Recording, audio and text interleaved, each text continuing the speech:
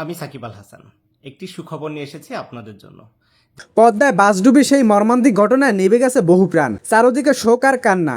আর এই কঠিন সময়ে মানবিকতার হাত বাড়ালেন সাকিব আল হাসান। সম্প্রতি পদ্মা নদীতে ঘটে যাওয়া বাসডুবির ঘটনায় অনেক মানুষ প্রাণ হারিয়েছেন। স্বজন হারানো পরিবারগুলো কান্নার আহাজারিতে বাড়ি হয়ে আছে পুরো পরিবেশ। অনেকেই এখন খুঁজছেন তাদের প্রিয় মানুষকে। কেউ হারিয়েছে বাবা, কেউ সন্তান, কেউ বা পুরো পরিবার।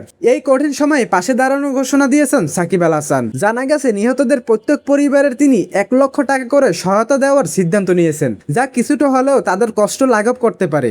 এই সহায়তা শুধু একটি অঙ্ক নয়, এটা সহানুভূতি, এটা একজন মানুষের পাশে দাঁড়ানোর বার্তা। অনেকেই বলেছেন এমন উদ্যোগই সামাজিক মানবিকতার উদাহরণ তৈরি করতে পারে। সাকিবের এই উদ্যোগ অন্যদের অনুপ্রাণিত করতে পারে, যে যার জায়গা থেকে এগিয়ে আসতে, বিপদের মানুষের পাশে দাঁড়াতে।